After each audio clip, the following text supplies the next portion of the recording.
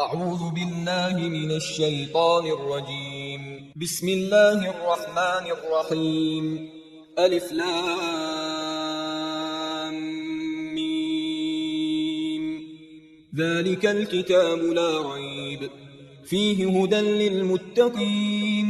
الذين يؤمنون بالغيب ويقيمون الصلاة ومما رزقناهم ينفقون والذين يؤمنون بما أنزل إليك وما أنزل من قبلك وبالآخرة هم يوقنون أولئك على هدى من ربهم وأولئك هم المفلحون. إن الذين كفروا سواء عليهم أأنذرتهم أم لم تنذرهم لا يؤمنون. ختم الله على قلوبهم وعلى سمعهم وعلى أبصارهم غشاوة ولهم عذاب عظيم. ومن الناس من يقول آمنا بالله وباليوم الآخر وما هم بمؤمنين يخادعون الله والذين آمنوا وما يخدعون إلا أنفسهم وما يشعرون. في قلوبهم مرض فزادهم الله مرضا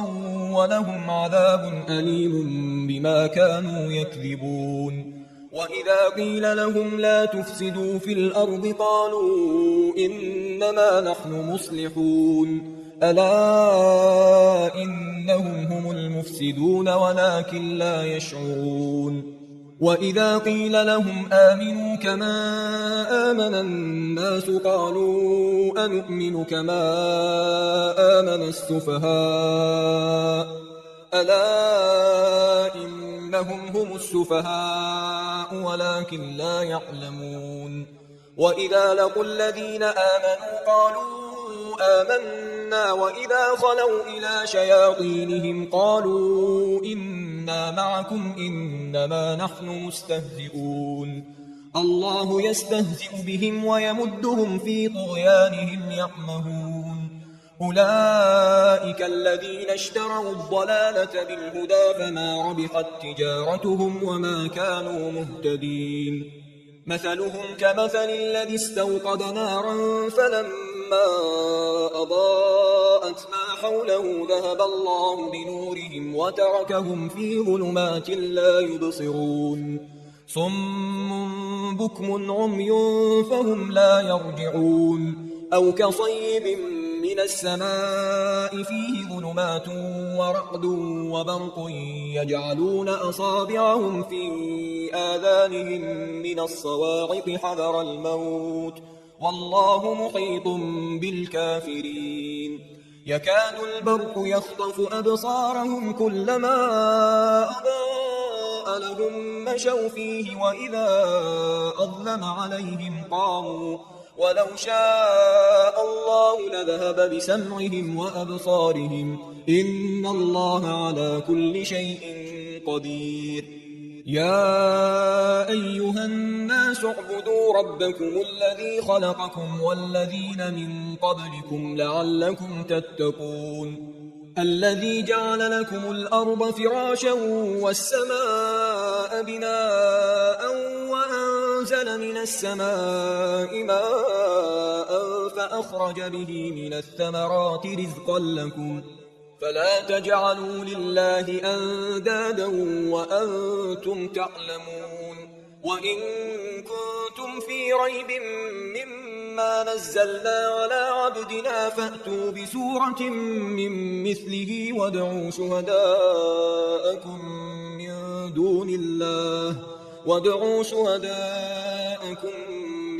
دون الله إن كنتم صادقين. فإن لم تفعلوا ولن تفعلوا فاتقوا النار التي وقودها الناس والحجارة أعدت للكافرين. وبشر الذين آمنوا وعملوا الصالحات أن لهم جنات تجري من تحتها الأنهار كلما رزقوا منها من ثمرة رزقا قالوا هذا الذي رزقنا من قبل وأتوا به متشابها ولهم فيها وأزواج مطهرة وهم فيها خالدون إن الله لا يستحيي أن يضرب مثلا ما بعوضة فما فوقها فأما الذين آمنوا فيعلمون أنه الحق من ربهم وأما الذين كفروا فيقولون ماذا أراد الله بهذا مثلا يضل به كثيرا ويهدي به كثيرا وما يضل به إلا الفاسقين الذين ينقضون عهد الله من بعد ميثاقه ويقطعون ما أمر الله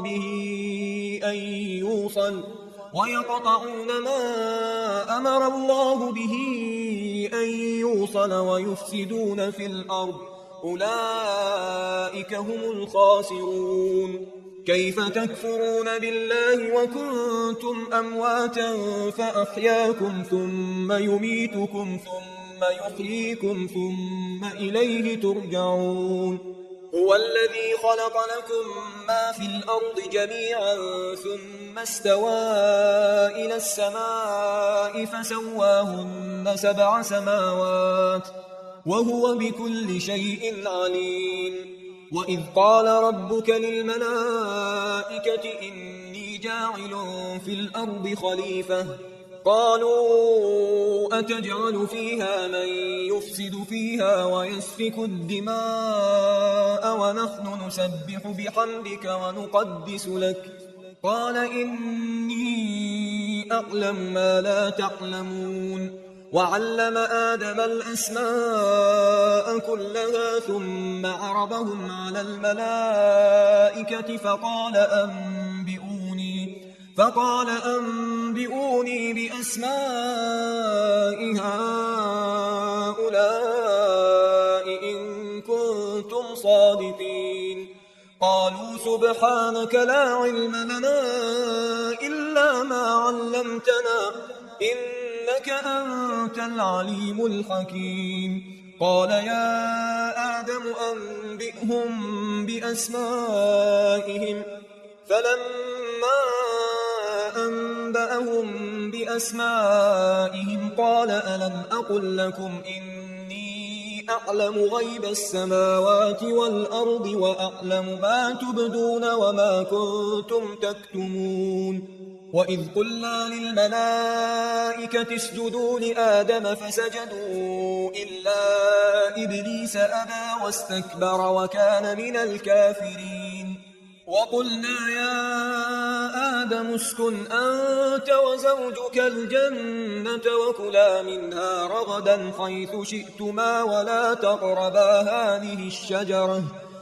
تقربا هذه الشجرة فتكونا من الظالمين فأزلهما الشيطان عنها فأخرجهما مما كانا فيه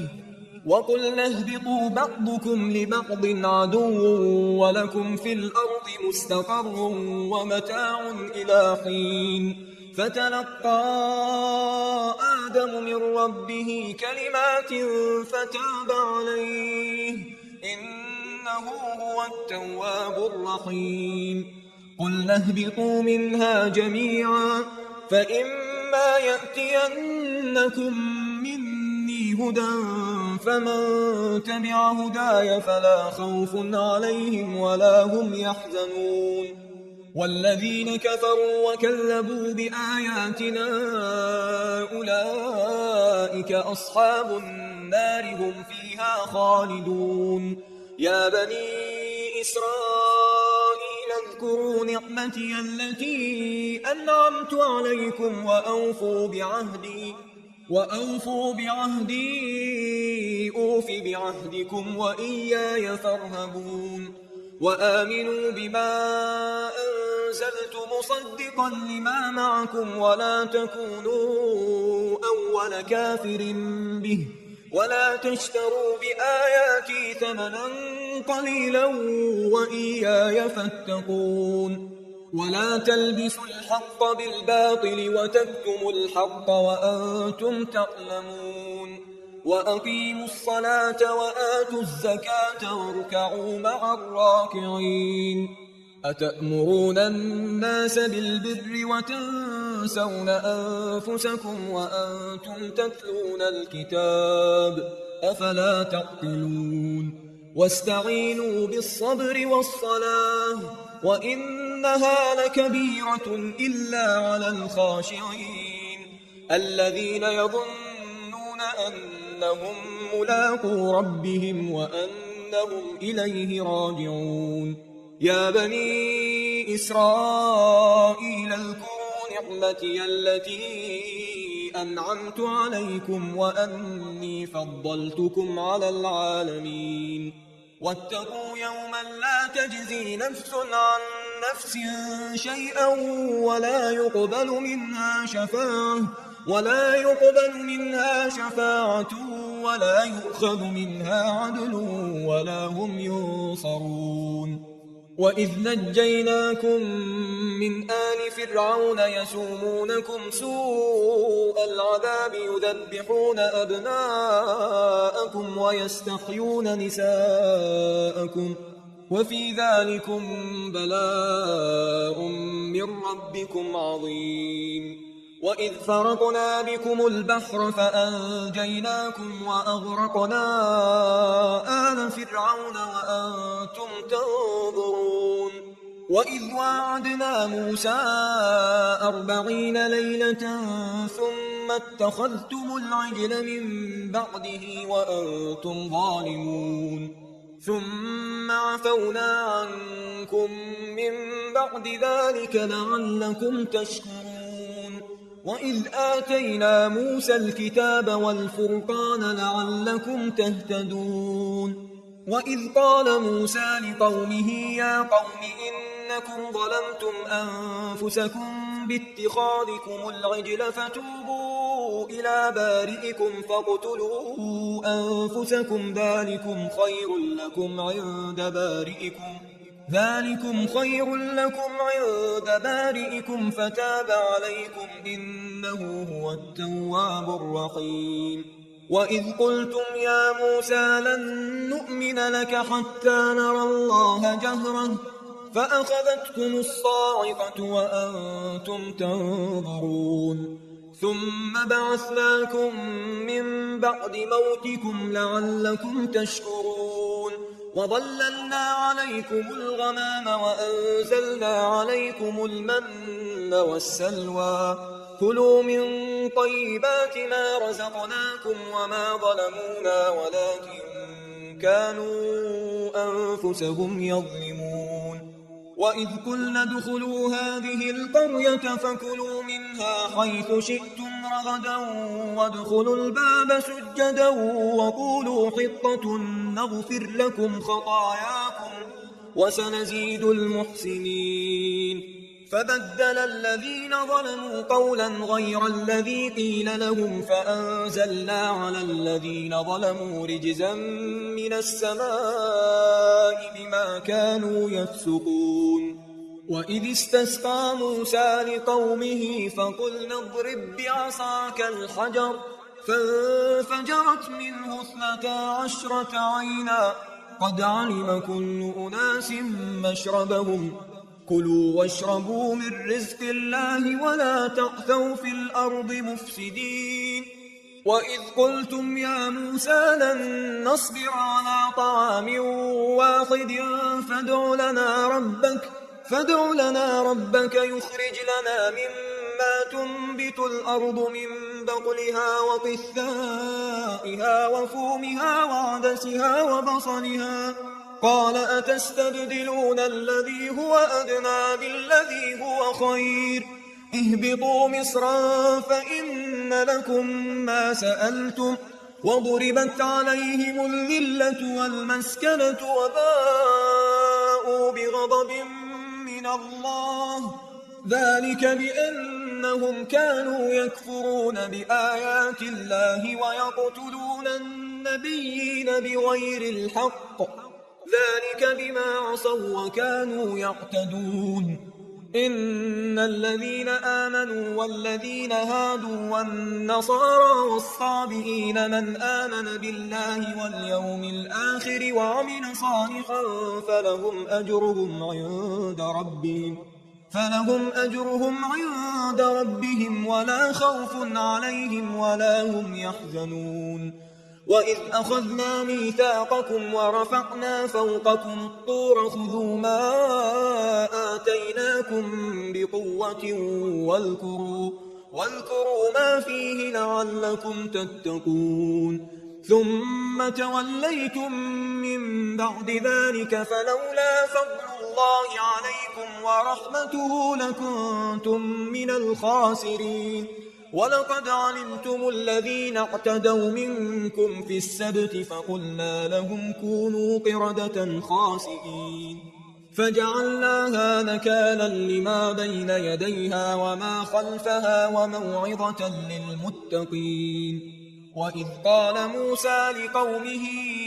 إن الله يأمركم أن تذبحوا بقرة قالوا أتتخذنا هزوا قال أعوذ بالله أن أكون من الجاهلين قالوا ادع لنا ربك يبين لنا ما هي قال إنه يقول إنها بقرة لا فارض ولا بكر عوان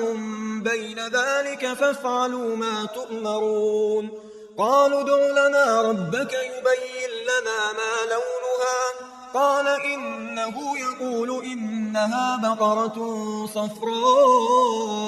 فاقع لونها تسر الناظرين قالوا ادع لنا ربك يبين لنا ما هي إن البقرة شابه علينا وإنا إن شاء الله لمهتدون قال إنه يقول إنها بقرة لا ذلول تثير الأرض ولا تسقي الحرث مسلمة لا شية فيها قالوا الآن جئت بالحق فذبحوها وما كادوا يفعلون وإذ قتلتم نفسا فادارأتم فيها والله مخرج ما كنتم تكتمون فقلنا اضربوه ببعضها كذلك يحيي الله الموتى ويريكم آياته لعلكم تعقلون ثم قست قلوبكم من بعد ذلك فهي كالحجارة أو أشد قسوة وإن من الحجارة لما يتفجر منه الأنهار وإن منها لما يشقق فيخرج منه الماء وإن منها لما يهبط من خشية الله وما الله بغافل عما تعملون أفتطمعون أن يؤمنوا لكم وقد كان فريق منهم يسمعون كلام الله ثم يحرفونه من بعد ما عقلوه وهم يعلمون وإذا لقوا الذين آمنوا قالوا آمنا وإذا خلا بعضهم إلى بعض قالوا أتحدثونهم بما فتح الله عليكم ليحاجوكم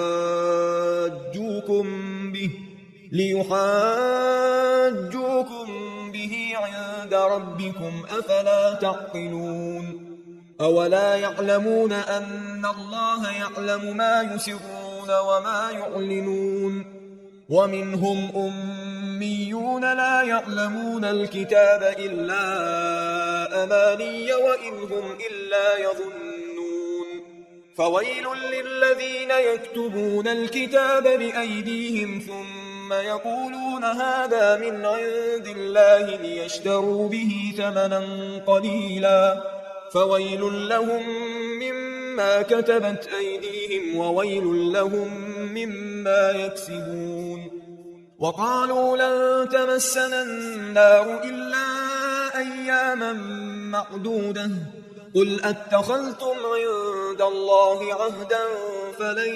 يخلف الله عهده أم تقولون على الله ما لا تعلمون بلى من كسب سيئة وأحاطت به خطيئته فأولئك أصحاب النار هم فيها خالدون والذين آمنوا وعملوا الصالحات أولئك أصحاب الجنة هم فيها خالدون وإذ أخذنا ميثاق بني إسرائيل لا تعبدون إلا الله وبالوالدين إحسانا وذي القربى واليتامى والمساكين وقولوا للناس حسنا وأقيموا الصلاة وآتوا الزكاة ثم توليتم إلا قليلا منكم وأنتم معرضون وإذ أخذنا ميثاقكم لا تسفكون دماءكم ولا تخرجون أنفسكم من دياركم ثم أقررتم وأنتم تشهدون ثم أنتم هؤلاء تقتلون أنفسكم وتخرجون فريقا منكم من ديارهم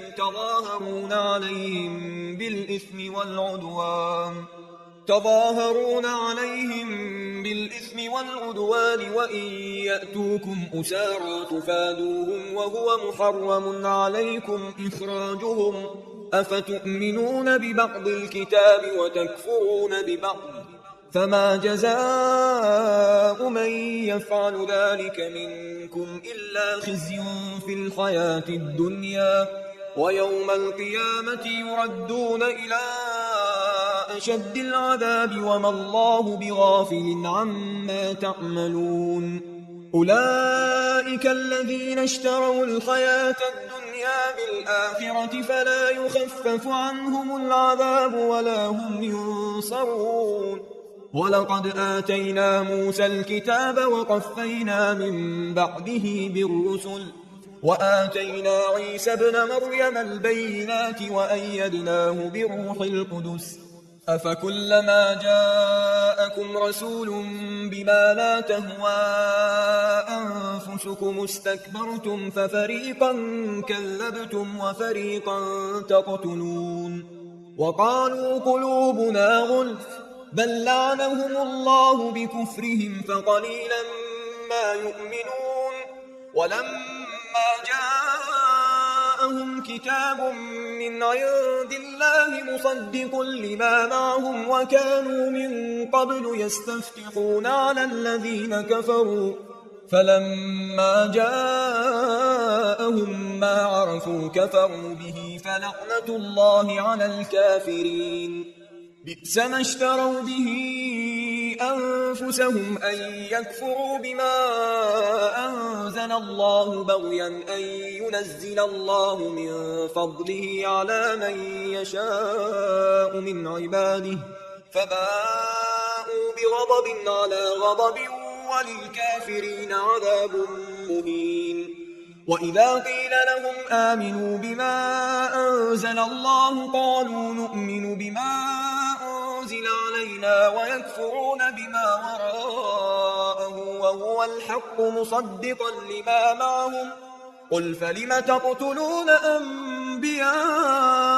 الله من قبل إن كنتم مؤمنين ولقد جاءكم موسى بالبينات ثم اتخذتم العجل من بعده وأنتم ظالمون وإذ أخذنا ميثاقكم ورفعنا فوقكم الطور خذوا ما آتيناكم بقوة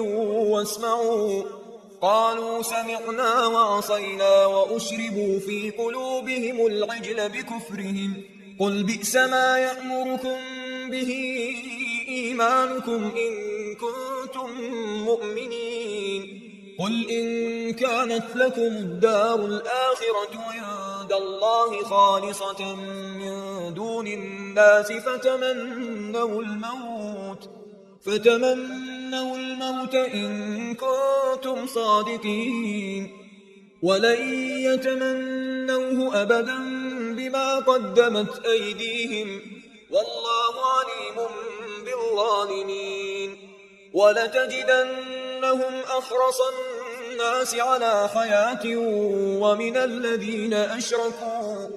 يود أحدهم لو يعمر 1000 سنة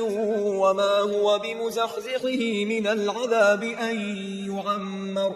والله بصير بما يعملون قل من كان عدوا لجبريل فإنه نزله على قلبك بإذن الله مصدقا لما بين يديه وهدى وبشرى للمؤمنين من كان عدوا لله وملائكته ورسله وجبريل وميكال فإن الله عدو للكافرين ولقد أنزلنا إليك آيات بينات وما يكفر بها إلا الفاسقون أوكلما عاهدوا عهدا نبذه فريق منهم بل أكثرهم لا يؤمنون ولما جاءهم رسول من عند الله مصدق لما معهم نبذ فريق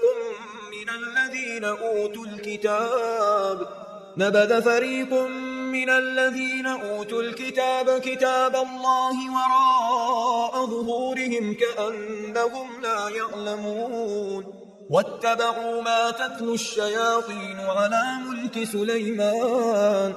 وما كفر سليمان ولكن الشياطين كفروا يعلمون الناس السحر وما أنزل على الملكين ببابل هاروت وماروت وما يعلمان من أحد حتى يقولا إنما نحن فتنة فلا تكفر فيتعلمون منهما ما يفرقون به بين المرء وزوجه وما هم بضارين به من أحد إلا بإذن الله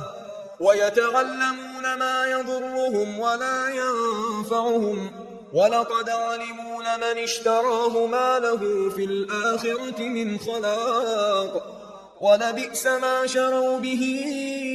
أنفسهم لو كانوا يعلمون ولو أنهم آمنوا واتقوا لمثوبة من عند الله خير لو كانوا يعلمون يا أيها الذين آمنوا لا تقولوا راعنا وقولوا انظرنا واسمعوا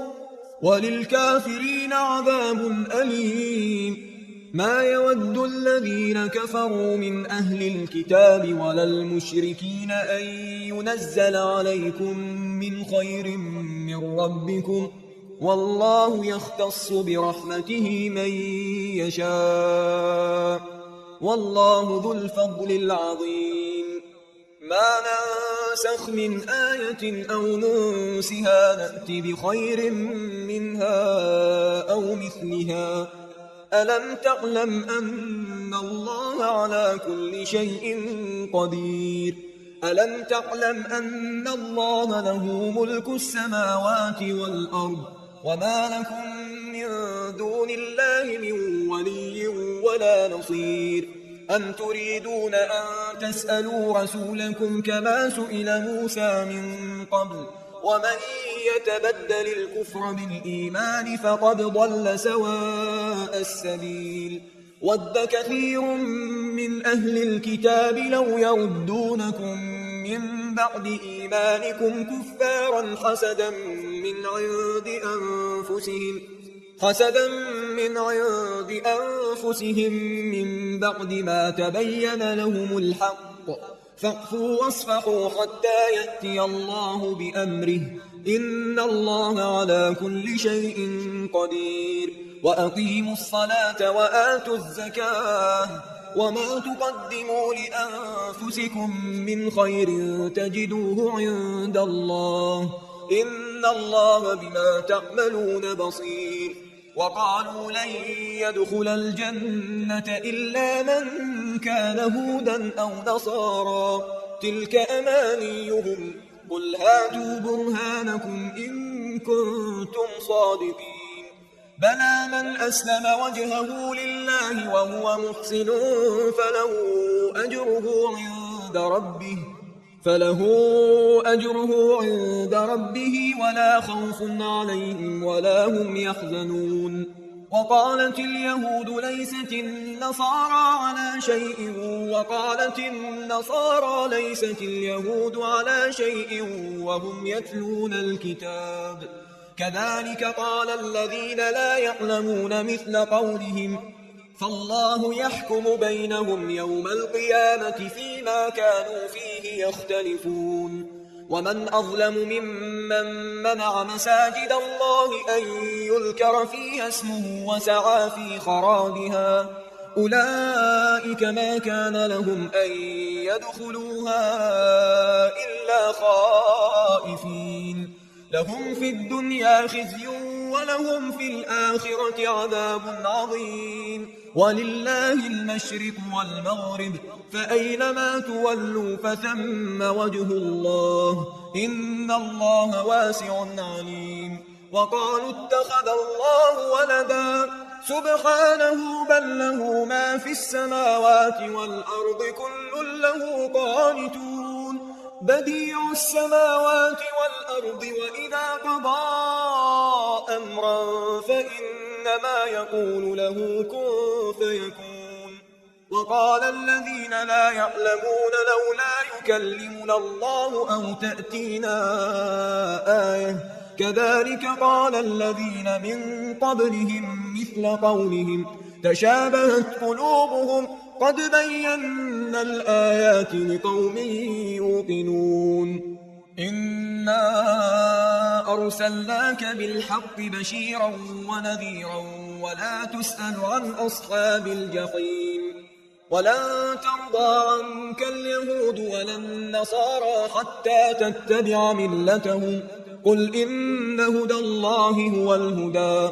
ولئن اتبعت أهواءهم بعد الذي جاءك من العلم ما لك من الله من ولي ولا نصير. الذين آتيناهم الكتاب يتلونه حق تلاوته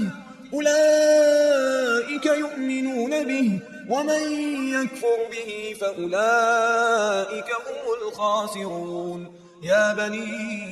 إسرائيل اذكروا نعمتي التي أنعمت عليكم وأني فضلتكم على العالمين. واتقوا يوما لا تجزي نفس عن نفس شيئا ولا يقبل منها عدل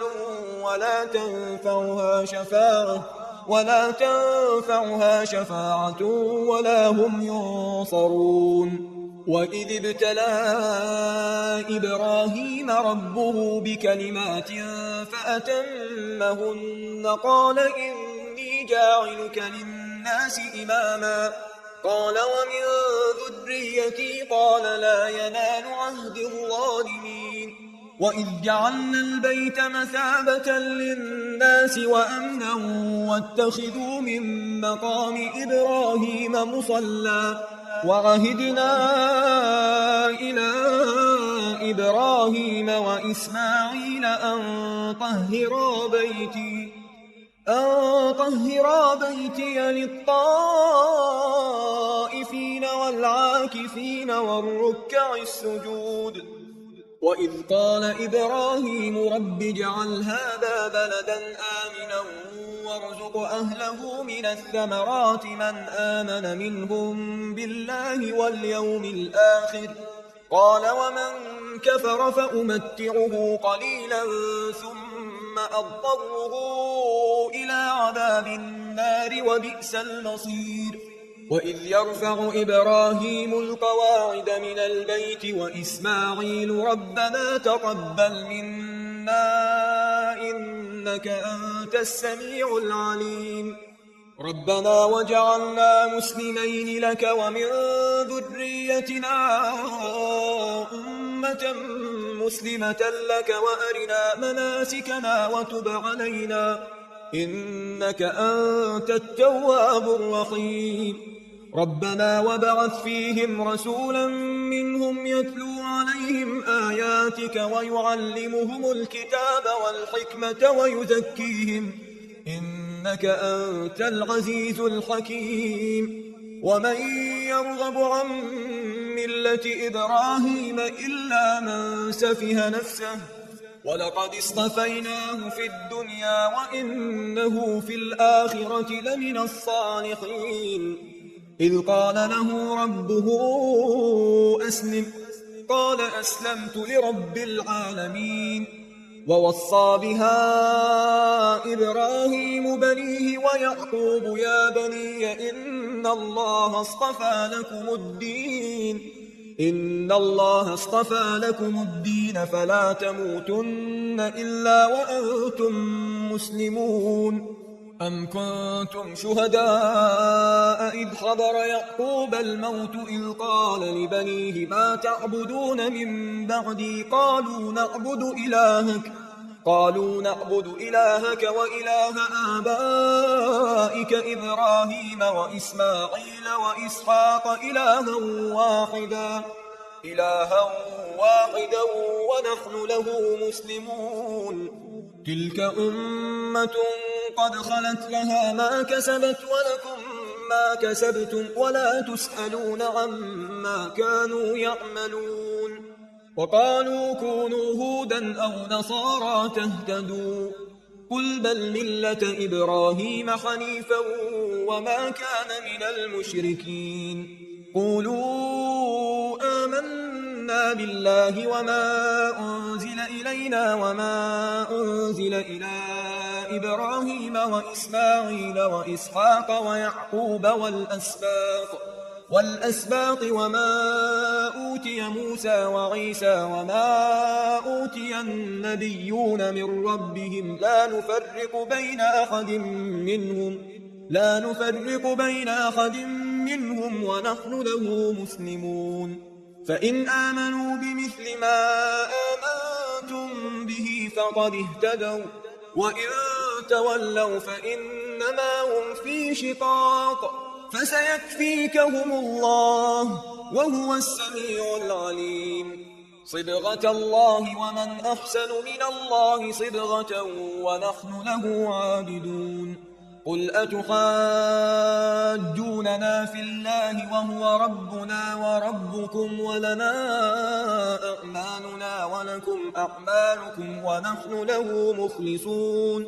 أم تقولون إن إبراهيم وإسماعيل وإسحاق ويعقوب والأسباط كانوا هودا أو نصارى قل أأنتم أعلم أم الله ومن أظلم ممن كتم شهادة عنده من الله وما الله بغافل عما تعملون تلك أمة قد خلت لها ما كسبت ولكم ما كسبتم ولا تسألون عما كانوا يعملون سيقول السفهاء من الناس ما ولاهم عن قبلتهم التي كانوا عليها قل لله المشرق والمغرب يهدي من يشاء إلى صراط مستقيم وكذلك جعلناكم أمة وسطا لتكونوا شهداء على الناس ويكون الرسول عليكم شهيدا وما جعلنا القبلة التي كنت عليها إلا لنعلم من يتبع الرسول ممن ينقلب على عقبيه وإن كانت لكبيرة إلا على الذين هدى الله وما كان الله ليضيع إيمانكم إن الله بالناس لرؤوف رحيم قد نرى تقلب وجهك في السماء فلنولينك قبلة ترضاها فول وجهك شطر المسجد الحرام وحيث ما كنتم فولوا وجوهكم شطره وإن الذين أوتوا الكتاب ليعلمون أنه الحق من ربهم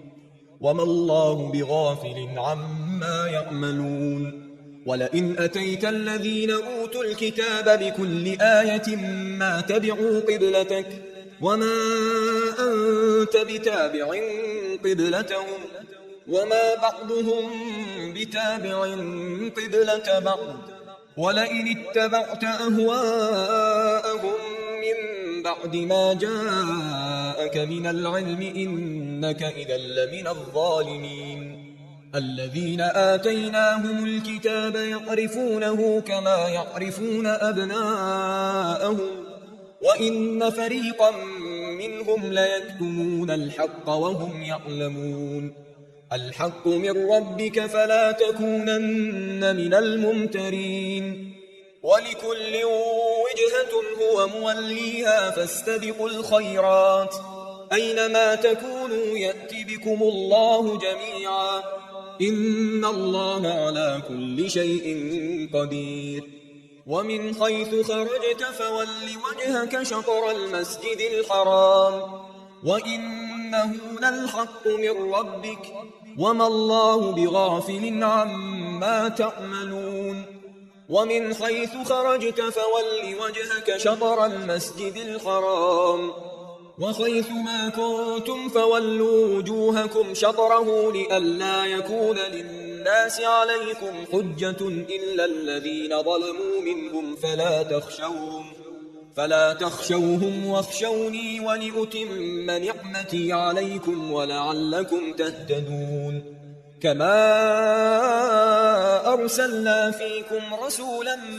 منكم يتلو عليكم آياتنا ويزكيكم ويعلمكم الكتاب والحكمة ويعلمكم ما لم تكونوا تعلمون فاذكروني أذكركم واشكروا لي ولا تكفرون يا أيها الذين آمنوا استعينوا بالصبر والصلاة إن الله مع الصابرين ولا تقولوا لمن يقتل في سبيل الله أموات بل أحياء ولكن لا تشعرون ولنبلونكم بشيء من الخوف والجوع ونقص من الأموال والأنفس والثمرات وبشر الصابرين الذين إذا أصابتهم مصيبة قالوا إنا لله وإنا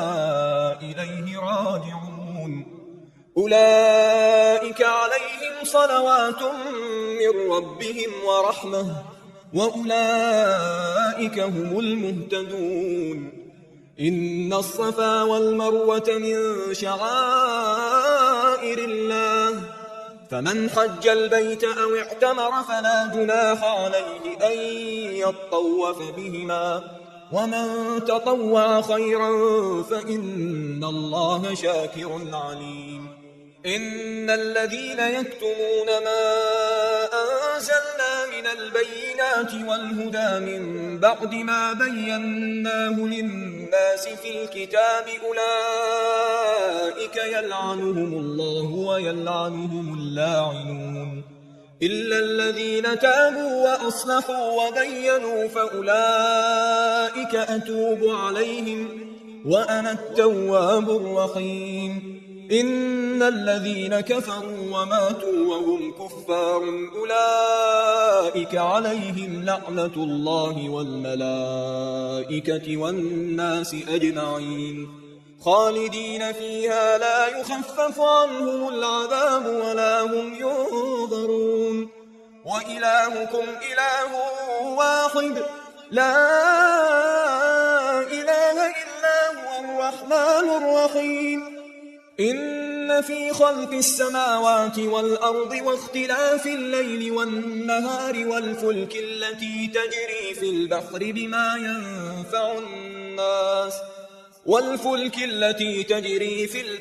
بما ينفع الناس وما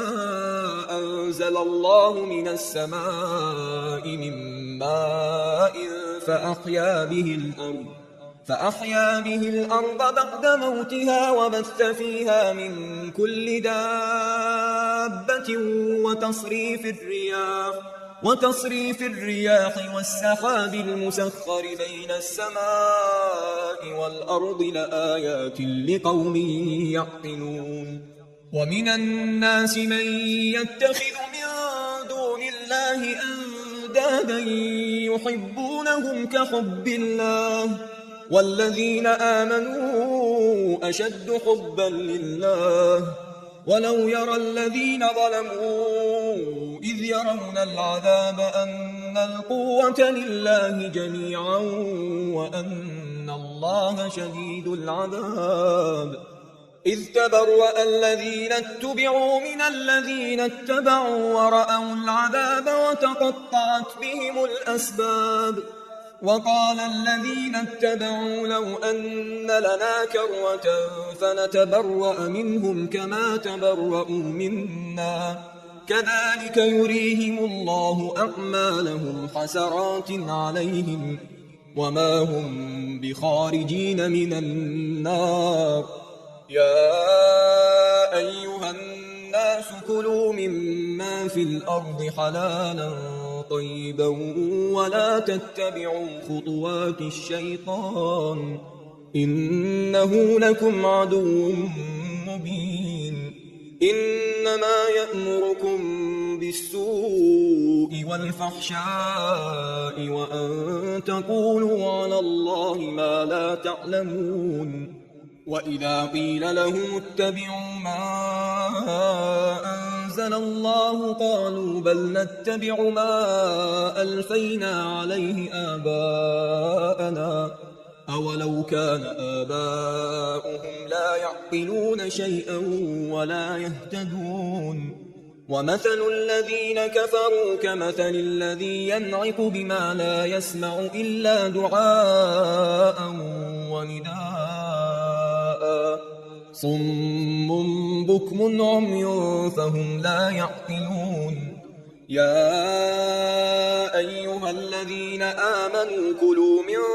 طيبات ما رزقناكم واشكروا لله إن كنتم إياه تعبدون إنما حرم عليكم الميتة والدم ولحم الخنزير وما أهل به لغير الله فمن اضطر غير باغ ولا عاد فلا إثم عليه إن الله غفور رحيم إن الذين يكتمون ما أنزل الله من الكتاب ويشترون به ثمنا قليلا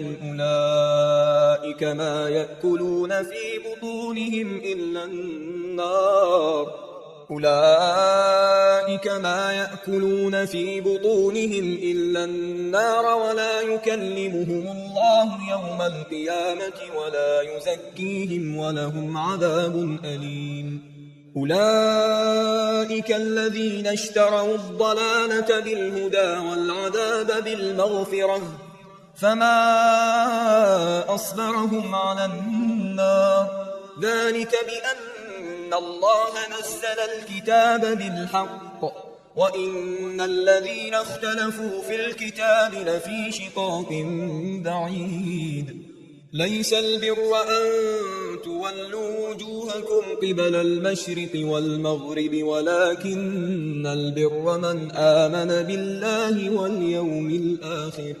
ولكن البر من آمن بالله واليوم الآخر والملائكة والكتاب والنبيين وآتى المال على حبه ذوي القربى واليتامى والمساكين وابن السبيل والسائلين وفي الرقاب وأقام الصلاة وآتى الزكاة والموفون بعهدهم إذا عاهدوا والصابرين في البأساء والضراء وحين البأس أولئك الذين صدقوا وأولئك أولئك هم المتقون. يا أيها الذين آمنوا كتب عليكم القصاص في القتلى،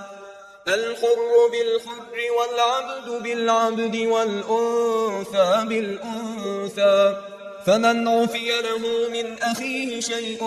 فاتباع بالمعروف وأداء إليه بإحسان، ذلك تخفيف من ربكم ورحمة، فمن اعتدى بعد ذلك فله عذاب أليم. ولكم في القصاص حياة يا أولي الألباب لعلكم تتقون. كتب عليكم إذا حضر أحدكم الموت إن ترك خيرا الوصية للوالدين والأقربين بالمعروف حقا على المتقين، فمن بدله بعدما سمعه فإنما إثمه على الذين يبدلونه، إن الله سميع عليم. فمن خاف من موص جنفا أو إثما فأصلح بينهم فلا إثم عليه، إن الله غفور رحيم. يا أيها الذين آمنوا كتب عليكم الصيام كما كتب على الذين من قبلكم لعلكم تتقون، أياما معدودات، فمن كان منكم مريضا أو على سفر فعدة من أيام أخر، وعلى الذين يطيقونه فدية طعام مسكين، فمن تطوع خيرا فهو خير له، وأن تصوموا خير لكم إن كنتم تعلمون. شهر رمضان الذي أنزل فيه القرآن هدى للناس وبينات من الهدى والفرقان، فمن شهد منكم الشهر فليصم، ومن كان مريضا أو على سفر فعدة من أيام أخر، يريد الله بكم اليسر ولا يريد بكم العسر ولتكملوا العدة ولتكبروا الله على ما هداكم ولعلكم تشكرون. وإذا سألك عبادي عني فإني قريب أجيب دعوة الداع إذا دعان، فليستجيبوا لي وليؤمنوا بي لعلهم يرشدون. أحل لكم ليلة الصيام الرفث إلى نسائكم هن لباس لكم وأنتم لباس لهن، علم الله أنكم كنتم تختانون أنفسكم فتاب عليكم وعفى عنكم، فالآن باشروهن وابتغوا ما كتب الله لكم، وكلوا واشربوا حتى يتبين لكم الخيط الأبيض من الخيط الأسود من الفجر، ثم أتموا الصيام إلى الليل، ولا تباشروهن وأنتم عاكفون في المساجد، تلك حدود الله فلا تقربوها، كذلك يبين الله آياته للناس لعلهم يتقون. ولا تأكلوا أموالكم بينكم بالباطل وتدلوا بها إلى الحكام لتأكلوا فريقا من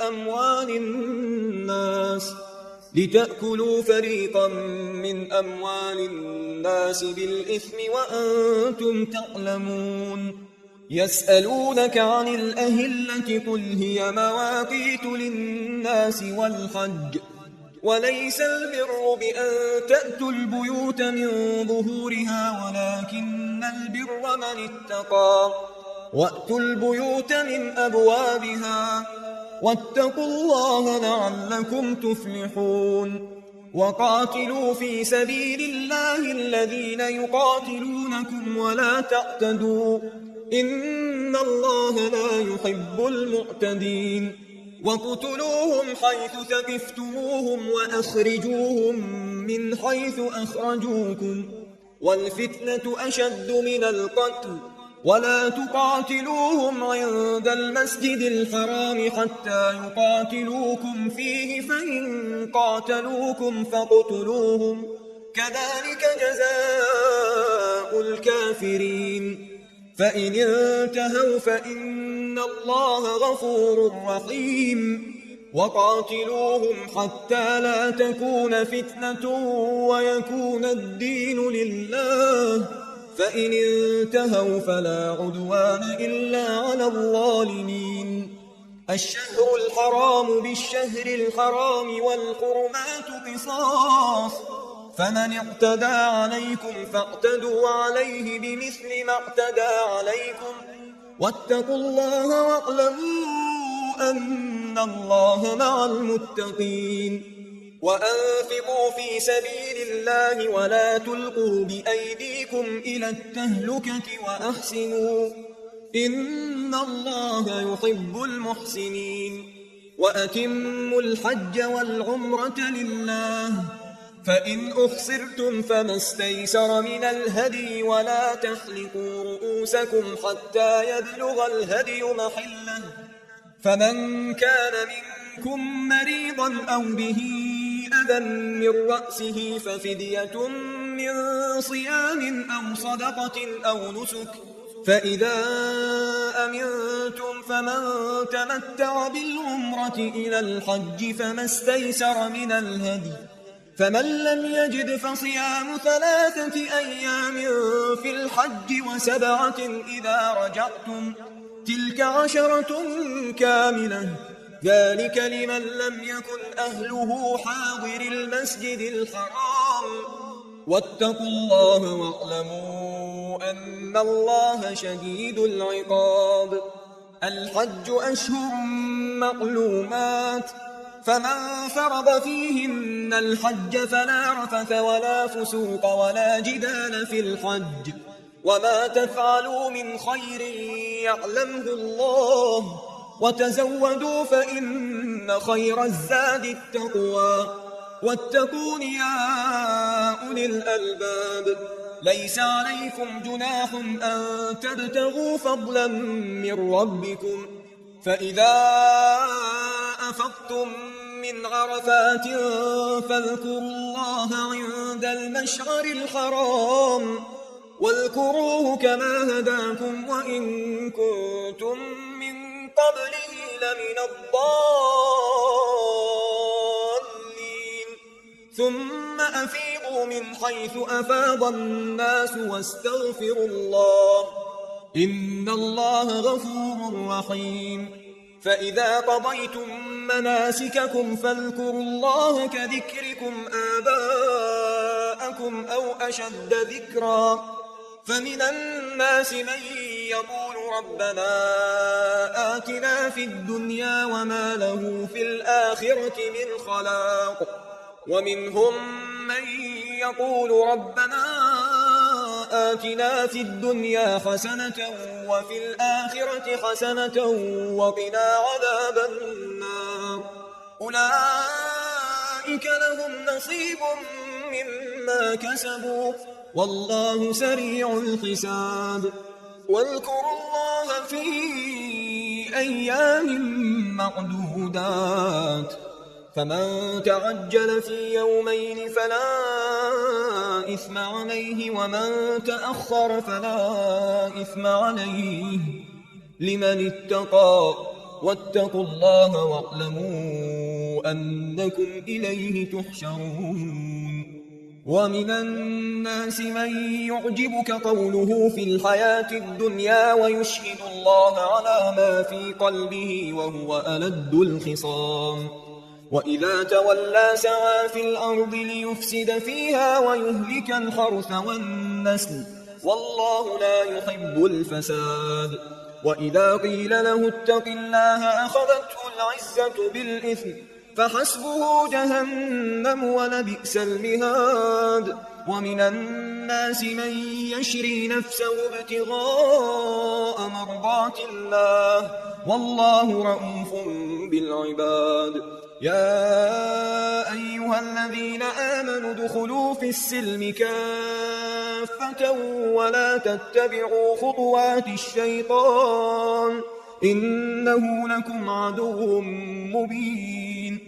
فإن زللتم من بعد ما جاءتكم البينات فاعلموا أن الله عزيز حكيم. هل ينظرون إلا أن يأتيهم الله في ظلل من الغمام والملائكة وقضي الأمر وإلى الله ترجع الأمور. سل بني إسرائيل كم آتيناهم من آية بينة ومن يبدل نعمة الله من بعد ما جاءته فإن الله شديد العقاب. زين للذين كفروا الحياة الدنيا ويسخرون من الذين آمنوا والذين اتقوا فوقهم يوم القيامة والله يرزق من يشاء بغير حساب. كان الناس أمة واحدة فبعث الله النبيين مبشرين ومنذرين وأنزل معهم الكتاب بالحق ليحكم بين الناس فيما اختلفوا فيه وما اختلف فيه إلا الذين أوتوه من بعد ما جاءتهم البينات بغيا بينهم فهدى الله الذين آمنوا لما اختلفوا فيه من الحق بإذنه والله يهدي من يشاء إلى صراط مستقيم. أم حسبتم أن تدخلوا الجنة ولما يأتكم مثل الذين خلوا من قبلكم مستهم البأساء والضراء وزلزلوا حتى يقول الرسول والذين آمنوا معه متى نصر الله ألا إن نصر الله قريب. يسألونك ماذا ينفقون قل ما أنفقتم من خير فللوالدين والأقربين واليتامى والمساكين وابن السبيل وما تفعلوا من خير فإن الله به عليم. كتب عليكم القتال وهو كره لكم وعسى أن تكرهوا شيئا وهو خير لكم وعسى أن تحبوا شيئا وهو شر لكم والله يعلم وأنتم لا تعلمون. يسألونك عن الشهر الحرام قتال فيه قل قتال فيه كبير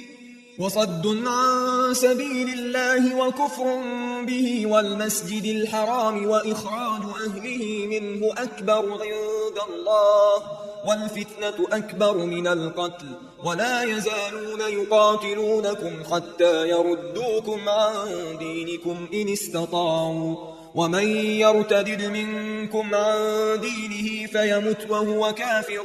فأولئك حبطت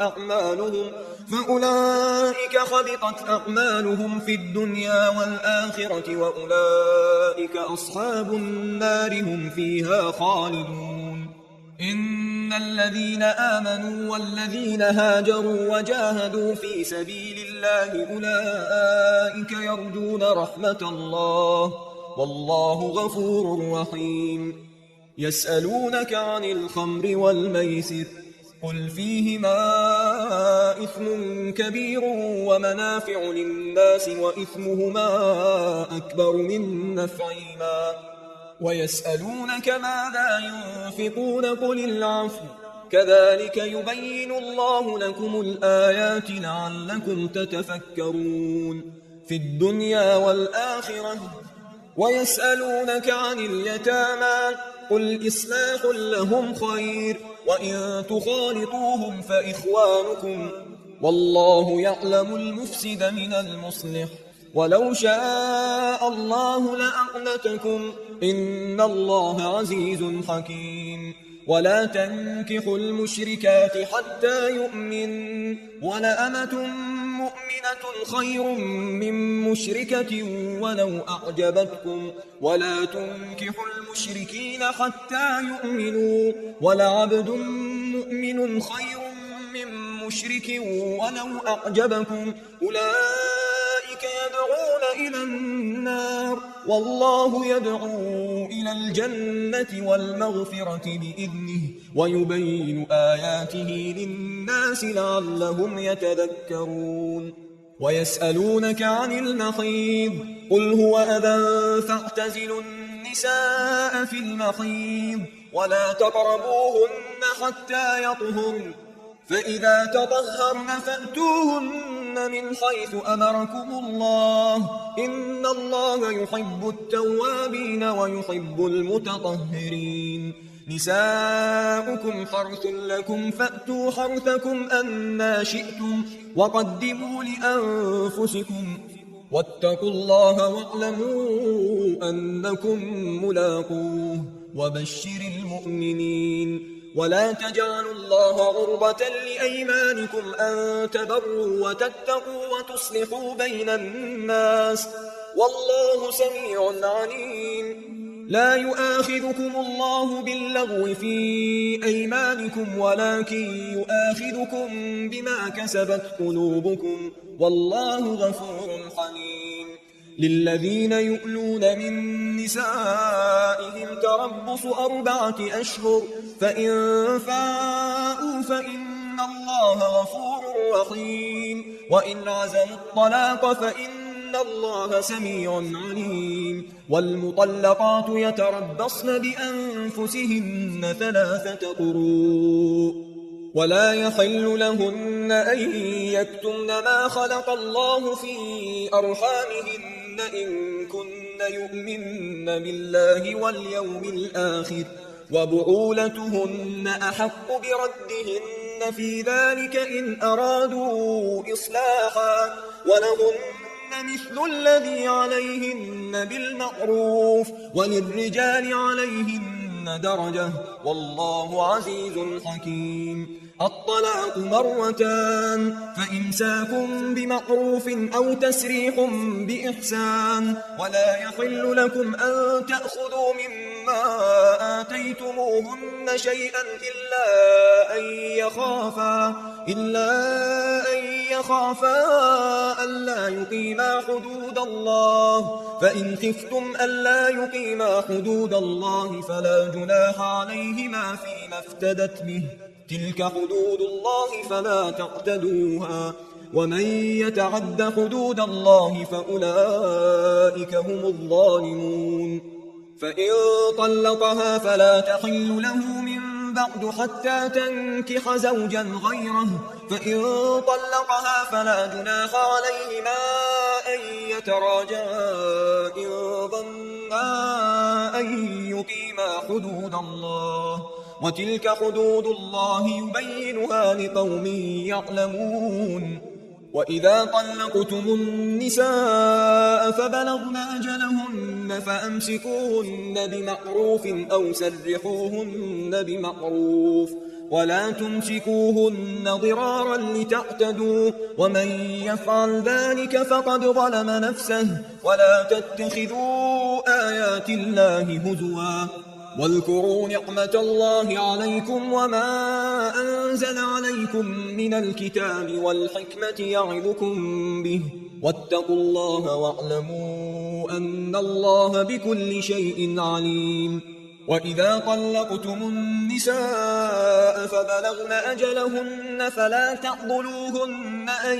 ينكحن أزواجهن إذا تراضوا بينهم بالمعروف، ذلك يوعظ به من كان منكم يؤمن بالله واليوم الآخر، ذلكم أزكى لكم وأطهر، والله يعلم وأنتم لا تعلمون. والوالدات يرضعن أولادهن حولين كاملين لمن أراد أن يتم الرضاعة، وعلى المولود له رزقهن وكسوتهن بالمعروف لا تكلف نفس إلا وسعها لا تضار والدة بولدها ولا مولود له بولده وعلى الوارث مثل ذلك فإن أرادا فصالا عن تراض منهما وتشاور فلا جناح عليهما وإن أردتم أن تسترضعوا أولادكم فلا جناح عليكم إذا سلمتم ما آتيتم بالمعروف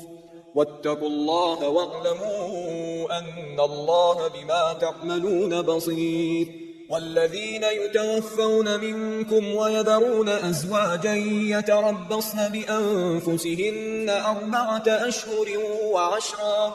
فإذا بلغن أجلهن فلا جناح عليكم فيما فعلن في أنفسهن بالمعروف والله بما تعملون خبير ولا جناح عليكم فيما عرضتم به من خطبة النساء أو أكننتم في أنفسكم علم الله أنكم ستذكرونهن ولكن لا تواعدوهن سرا إلا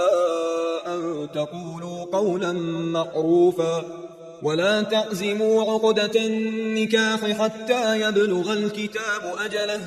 واعلموا أن الله يعلم ما في أنفسكم فاحذروه واعلموا أن الله غفور حليم لا جناح عليكم إن طلقتم النساء ما لم تمسوهن أو تفرضوا لهن فريضة ومتعوهن على الموسع قدره وعلى المقتر قدره متاعا بالمعروف حقا على المحسنين وإن طلقتموهن من قبل أن تمسوهن وقد فرضتم لهن فريضة فنصف ما فرضتم إلا أن يعفون أو يعفو الذي بيده عقدة النكاح وأن تعفوا أقرب للتقوى ولا تنسوا الفضل بينكم إن الله بما تعملون بصير حافظوا على الصلوات والصلاة الوسطى وقوموا لله قانتين فإن خفتم فرجالا أو ركبانا فإذا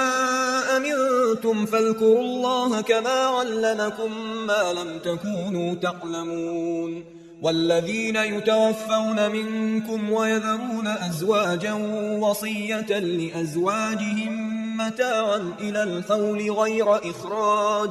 فإن خرجن فلا جناح عليكم فيما فعلن في أنفسهن من معروف والله عزيز حكيم وللمطلقات متاع بالمعروف حقا على المتقين كذلك يبين الله لكم آياته لعلكم تعقلون ألم تر إلى الذين خرجوا من ديارهم وهم ألوف حذر الموت فقال لهم الله موتوا ثم أحياهم إن الله لذو فضل على الناس ولكن أكثر الناس لا يشكرون وقاتلوا في سبيل الله واعلموا أن الله سميع عليم من ذا الذي يقرض الله قرضا حسنا فيضاعفه له أضعافا كثيرة والله يقبض ويبسط وإليه ترجعون ألم تر إلى الملأ من بني إسرائيل من بعد موسى إذ قالوا لنبي له ابعث لنا ملكا نقاتل في سبيل الله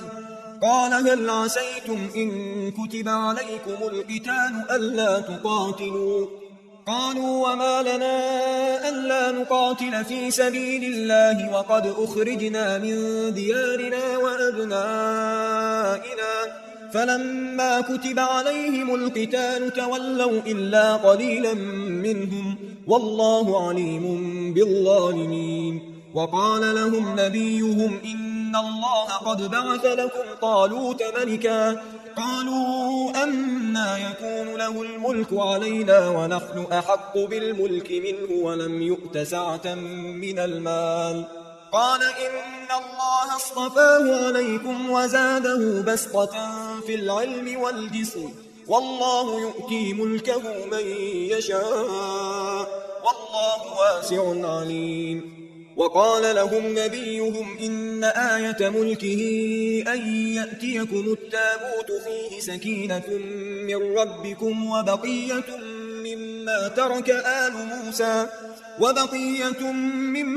ترك آل موسى وآل هارون تحمله الملائكة إن في ذلك لآية لكم إن كنتم مؤمنين فلما فصل طالوت بالجنود قال إن الله مبتليكم بنهر فمن شرب منه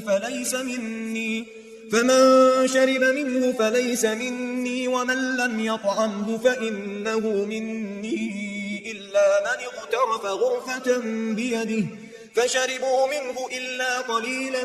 منهم فلما جاوزه هو والذين آمنوا معه قالوا لا طاقة لنا اليوم بجالوت وجنوده قال الذين يظنون أنهم ملاقو الله كم من فئة قليلة غلبت فئة كثيرة بإذن الله والله مع الصابرين ولما برزوا لجالوت وجنوده قالوا ربنا أفرغ علينا صبرا وثبت أقدامنا وانصرنا على القوم الكافرين فهزموهم بإذن الله وقتل داود جالوت وآتاه الله الملك والحكمة وعلمه مما يشاء ولولا دفع الله الناس بعضهم ببعض لفسدت الأرض ولكن الله ذو فضل على العالمين تلك آيات الله نتلوها عليك بالحق وإنك لمن المرسلين تلك الرسل فضلنا بعضهم على بعض منهم من كلم الله ورفع بعضهم درجات وآتينا عيسى ابن مريم البينات وأيدناه بروح القدس ولو شاء الله ما اقتتل الذين من بعدهم من بعد ما جاءتهم البينات ولكن اختلفوا فمنهم من آمن ومنهم من كفر ولو شاء الله ما اقتتلوا ولكن الله يفعل ما يريد يا أيها الذين آمنوا أنفقوا مما رزقناكم من قبل أن يأتي يوم لا بيع فيه ولا خلة ولا شفاعة والكافرون هم الظالمون الله لا إله إلا هو الحي القيوم لا تأخذه سنة ولا نوم له ما في السماوات وما في الأرض من ذا الذي يشفع عنده إلا بإذنه يعلم ما بين أيديهم وما خلفهم ولا يحيطون بشيء من علمه إلا بما شاء وسع كرسيه السماوات والأرض ولا يؤوده حفظهما وهو العلي العظيم لا إكراه في الدين قد تبين الرشد من الغي فمن يكفر بالطاغوت ويؤمن بالله فقد استمسك بالعروة الوثقى لا انفصام لها والله سميع عليم الله ولي الذين آمنوا يخرجهم من الظلمات إلى النور والذين كفروا أولياؤهم الطاغوت يخرجونهم من النور إلى الظلمات أولئك أصحاب النار هم فيها خالدون ألم تر إلى الذي حاج إبراهيم في ربه أن آتاه الله الملك إذ قال إبراهيم ربي الذي يحيي ويميت قال أنا أحيي وأميت قال إبراهيم فإن الله يأتي بالشمس من المشرق فأت بها من المغرب فبهت الذي كفر والله لا يهدي القوم الظالمين أو كالذي مر على قرية وهي خاوية على عروشها قال أنى يحيي هذه الله بعد موتها فأماته الله 100 عام ثم بعثه قال كم لبثت قال لبثت يوما أو بعض يوم قال بل لبثت 100 عام فانظر إلى طعامك وشرابك لم يتسنه وانظر إلى حمارك ولنجعلك آية للناس وانظر إلى العظام كيف ننشزها ثم نكسوها لحما فلما تبين له قال أعلم أن الله على كل شيء قدير وإذ قال إبراهيم رب أرني كيف تحيي الموتى قال أولم تؤمن قال بلى ولكن ليطمئن قلبي قال فخذ 4 من الطير فصرهن إليك ثم اجعل على كل جبل منهن جزءا ثم ادعهن يأتينك سعيا واعلم أن الله عزيز حكيم مثل الذين ينفقون أموالهم في سبيل الله كمثل حبة أنبتت 7 سنابل في كل سنبلة 100 حبة والله يضاعف لمن يشاء والله واسع عليم الذين ينفقون أموالهم في سبيل الله ثم لا يتبعون ما أنفقوا منا ولا أذى لهم أجرهم عند ربهم ولا خوف عليهم ولا هم يحزنون قول معروف ومغفرة خير من صدقة يتبعها أذى والله غني حليم يا أيها الذين آمنوا لا تبطلوا صدقاتكم بالمن والأذى كالذي ينفق ماله رئاء الناس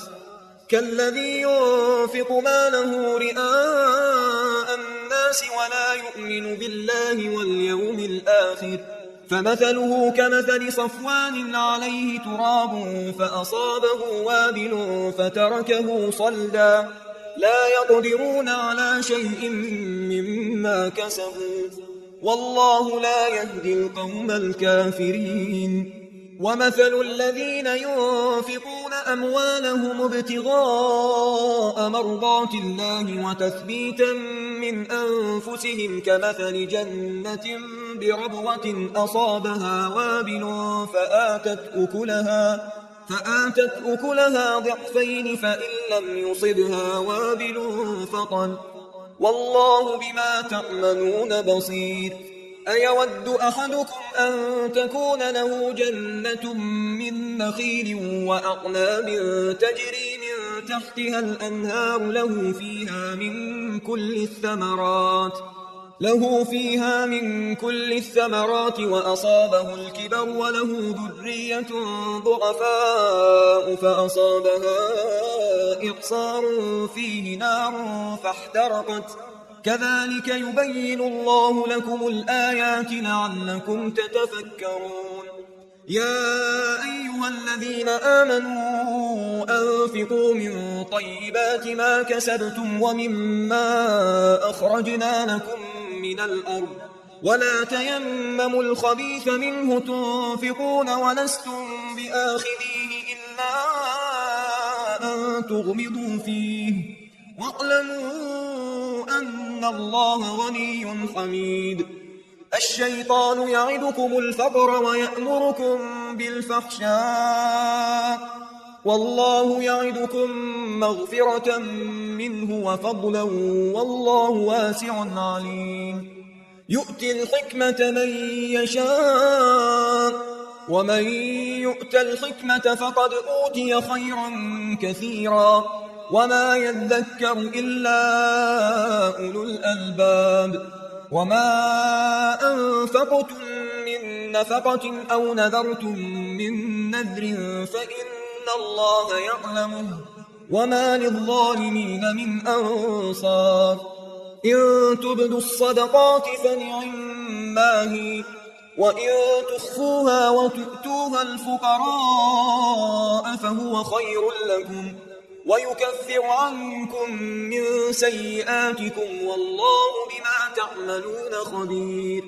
ليس عليك هداهم ولكن الله يهدي من يشاء وما تنفقوا من خير فلأنفسكم وما تنفقون إلا ابتغاء وجه الله وما تنفقوا من خير يوفى إليكم وأنتم لا تظلمون للفقراء الذين أحصروا في سبيل الله لا يستطيعون ضربا في الأرض يحسبهم الجاهل أغنياء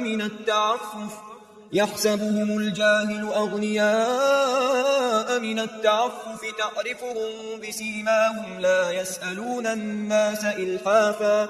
وما تنفقوا من خير فإن الله به عليم الذين ينفقون أموالهم بالليل والنهار سرا وعلانية فلهم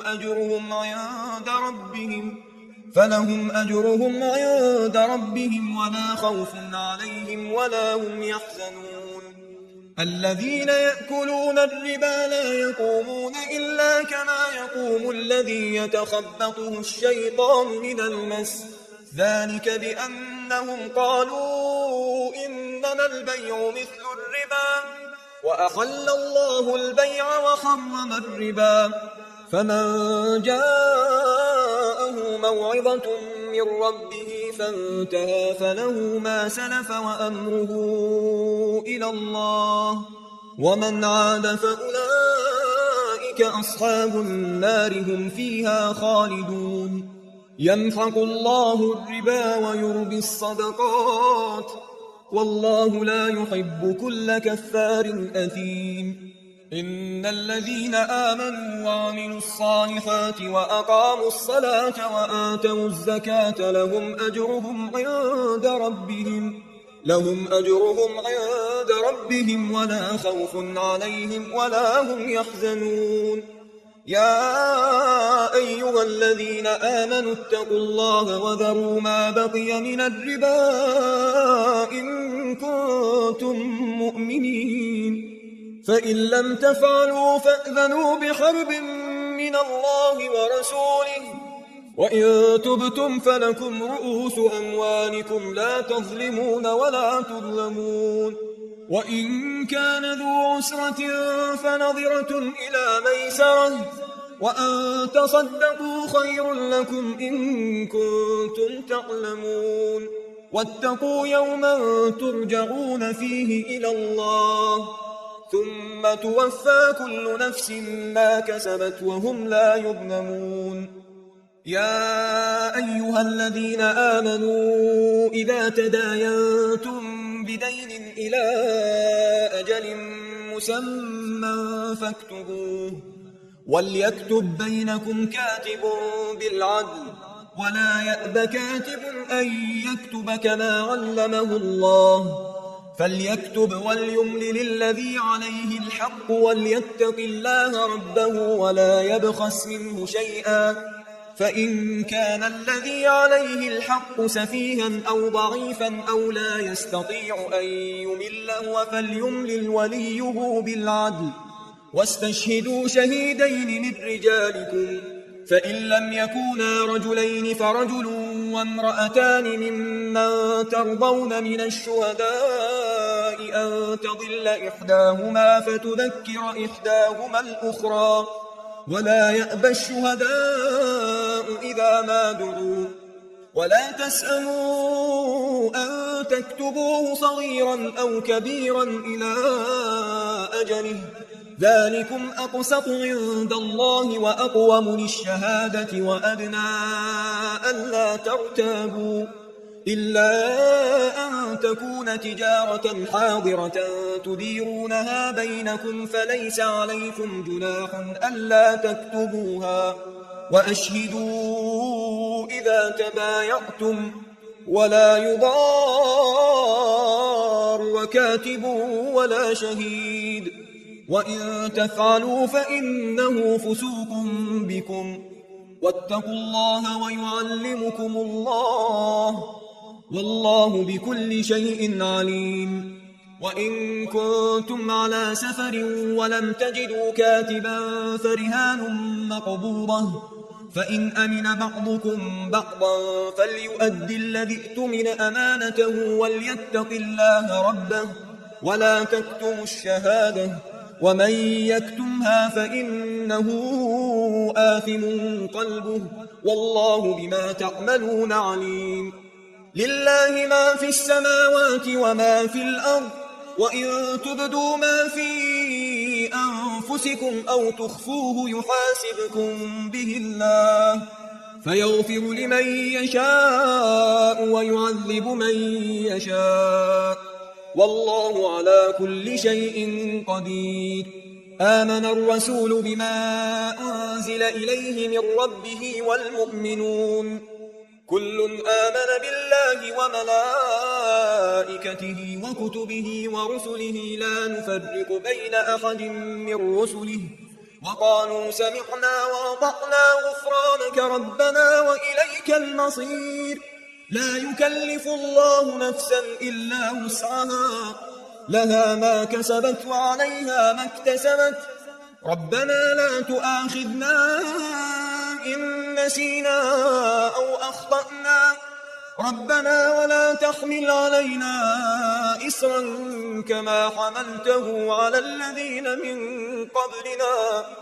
ربنا ولا تحملنا ما لا طاقة لنا به، واعف عنا واغفر لنا وارحمنا، أنت مولانا فانصرنا على القوم الكافرين.